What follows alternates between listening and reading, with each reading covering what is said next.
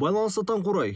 Бұл фотода корольдік әуе күштерінің маршалы бар. Жоқ, сіз мүлде дұрыс емес қарап тұрсыз.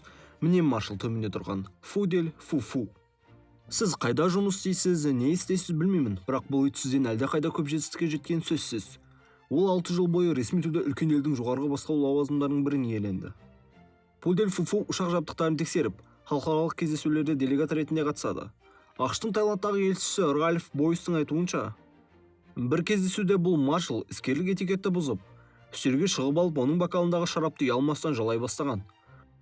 Бұл не деген сандырақ дейсіз бе? Таныс болыңыз. Мына көріністе Чайнатауннан келген жезөкше секілді көрінетін Таиландтың королі Рама 10-шы. Бұл кісі мына бірінші фотодағы адам, ал Фудель Фу оның сүйікті иті. 43 миллиард доллар байлығы бар, әлемдегі ең бай монарх бола отырып, ол кез келген араб шейхін басып озады.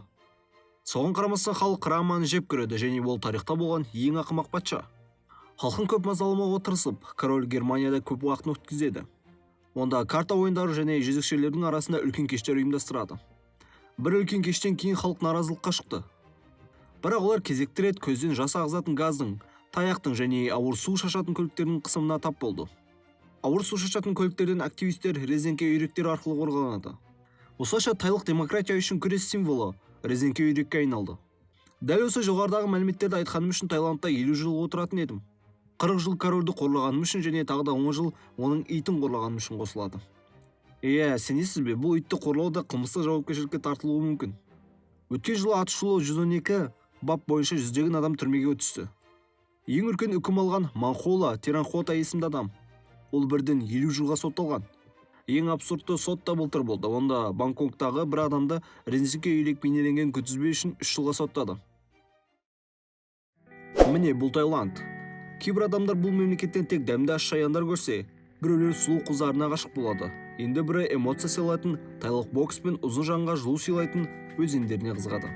Бірақ біз кішкене қыз болсақ, бұл жерден балалар саудасын, құлдықты және мемлекеттік деңгейдегі парақорлықты көреміз. Танысып қойыңыздар, бұл Джеймс. Ол мемлекеттік қызметкер. Оның міндетіне әртүрлі азғындарға арналған кештерге сатылатын балаларды сату схемасын анықтау. Бұл өзі байқаған бір сұмдықпен бөлісті. Балаларды көбінесе ата-анасының өзі сатады екен. Бұған себеп өте қарапайым. Себебі ата-анасы өз балаларын басқа балаларының қарны аш болғандықтан сатады.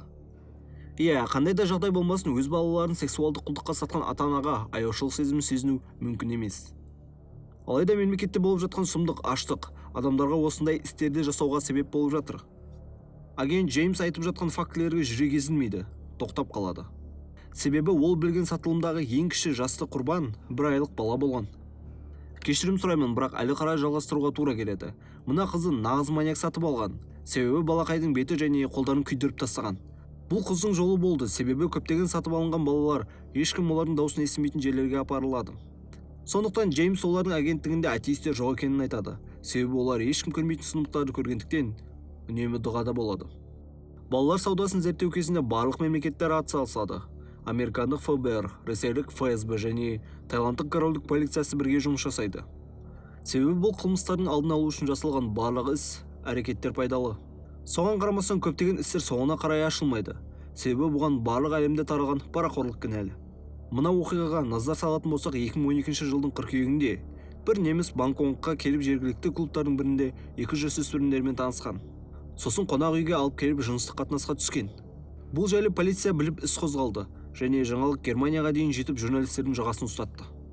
Сондықтан германиялық журналистер Бангкок қаласының полиция басқармасының орынбасарынан сұхбат алды.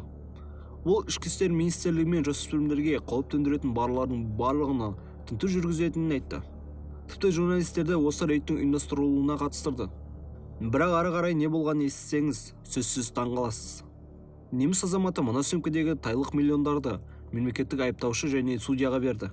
Сосын олар бірігіп мынандай шешімге келді. Неміс азаматын Германияға іскерлік кездесуге жіберу керек. Өте жылдам, тез арада. Ал кездесу аяқталған соң, ол өзі сотқа қайтып келеді-міс. Осылайша іс екінші рет жалғыз Германияны ғана емес, Таиландтың өзінің де ақпарат құралдарын шалқасынан түсірді. Ал сосын болған кездесуде журналистер тікелей премьер-министрден неміс азаматын неге босатып жібергенін сұрады. Ал ол болса істі майшамен қарап жатырмыз деп жылы жаба салды. Ал рейд ұйымдастырған орынбасар не айтты деп ойлайсыздар? Ол жай ғана қол астындағылар қылмыскерді ұшырып жібергенін ескертпеген және ештеңе білмегенін айтты. Ал екінші сұхбатына қатты дайындалмаған көрінеді. Себебі ол неміс азаматының банктегі барлық аударымдарын тексеріп, полиция қызметкерлеріне ақша аудармағанын байқаған. Тек заңгерлерге аударыптымыз. Бірақ видеода барлығы қолма-қол ақша екені көрініп тұр. Ал бұл кісі параны қолма-қол беретінінен бейхабар секілді кейіп танытып тұр. Оның айтуынша ол ақша көрсетілген роликке сенбейді екен. Бір қызығы 3 ай өтіп бұл жемқор ұсталды. Бірақ бұл іс бойынша емес. Ол азарттық ойындарды пайдаланып 8 миллион евро жымқырған көрінеді. Алайда оның қандай жаза тартатыны белгісіз. Себебі Таиландтағы коррупциямен күрес Discovery арнасындағы балық аулау сияқты. Ұстап алып, сосын жібереді. Кішкене артқа қайтсақ, егер сіз бұл роликте таиландтық трастар кіреді деп ойласаңыз, олар кірмейді. Бірақ айта кететін жайт, егер оларды сіздер былай көрінеді десеңіздер, қателесіздер. Себебі уақыт өткен сайын хирургиялық операциялар дамып келе жатыр. Олар қазір дәл осылай көрінеді. Бұл әртүрлі сезімдер оятады. Бір жағынан сұлу көрінсе, бір жағынан өте жиіркенішті. Егер бұл жайлы бөлек шығарылым керек болса, міндетті түрде коммент жазып кет. Ал қазір біз еріктілер қазып алған әйел тайлық жемқорлықпен қандай қатысы барын, Таиландтың географиялық орналасуымен оның әлем бойынша теңіз өнімдерін экспортқа шығаратын топ елдердің бірі екендігін айтатын боламыз. Бірінші теңіз өнімдеріне тоқталсам. Орналасқан жері бойынша таиландтықтардың жолы болып, жағалауларын бірден 2 мұхит шайып жатыр. Үнді және Тынық мұхиты теңіз жануарларына өте бай. Егер дұрыс пайдаланса, Таиландтың экономикасына миллиондаған долларлар пайдалып келетін. Қоса алғанда бұл сулардың құнарлылығы сарқылмас үшін мемлекет арнайы квоталар енгізіп, экологиялық ережелердің сақталуын қадағалайды. Себебі ақша артынан қуып, бір-бірімен жарысқан кәсіпкерлер барлық су жануарларының түбіне жететін еді. Өкінішке орай барлығы дәл солай орын алды. Мемлекеттік инспектор экологияны ойлау орнына балық ұрлықпен ақша табуды ойлады. Осылайша соңғы 50 жылда балықтар саны азайып кетті. Сондықтан тайлық балық аулаушылар әрі қарай жүзіп, басқа мемлекеттің суларында заңсыз балық аулай бастады. Балық саны азайған соң, мұнай бағасы қымбаттап, табысы азайып кетті. Сондықтан кәсіпорындар аз қаржыға жұмыс жасайтын, немесе мүлде ақы алмайтын адамдарды іздеп, қол сататын сайттарды іздей бастады. Қысқаша айтқанда, құлдарға аңшылыққа шықты. Өкініштісі, таиландтықтарға жұмыс істеуге құлдыққа келген адамдар, олардан да кедей өмір сүретін Бирма және Камбоджа мемлекеттерінің халқы болды. Осылайша мынадай сценарийлер көбейді. Кедей камбоджалыққа тайлық жағалауда балықшы болып жақсы ақшаға жұмыс жасау ұсынылады. Ал келген соң ақша орнына күнде таяқ жеп, қарны ашумен болады. Кейбір жігіттер тіпті ештеңеге келіспей, бірнеше грамм артық ішіп жіберіп, кеме бортында құл болып оянған. Бұл құлдардың күнкөрісі өте мүшкіл. Себебі оларды қинап өлтіреді, сосын теңізге лақтырып жібереді. Мына роликте Булнов компаниясында жұмыс істеген құл өз өмірі жайлы айтып беруде. Кейде бірнеше күн тамақсыз жұмыс жасайтын болған. Мұндай режимде ұстау үшін оларға есірткі беретін. Ал егер қарсы шығып, сұрақтар қоятын болса өлтіріп, суға тастайтын, немесе жағалауға көміп тастайтын. Ал мына жігіттің жолы болды. Ол қашып үлгерген. Ал қазір Булнов компаниясына жұмыс істейтін, көптеген бейкүнә адамдарды өлтірген басшылардың бірін танып отыр. Бангкоктағы құқық қорғаушы заңгерлердің айтуы бойынша, көп құлдар ұзақ өмір сүрмейді. Себебі көбісі өзіне қол салады, енді бірін ұрып өлтіреді. Ал кейбіреулерді 10 жылдан кейін де құтқарып алып жатыр. Соған қарамастан құлдық Таиландта әлі күнге дейін актуалды. Ал билік тек барлығының алдын алумен айналысып жатқандарын айтып, барлық деңгейде жемқорлықпен айналысуда. Бұл ер адамның аты Санпон. Ол Булнов балық аулайтын компаниясының басшысы, миллиардер және полиция комитетінің басшысы. Бұл оның жұмысына жақсы көмектеседі.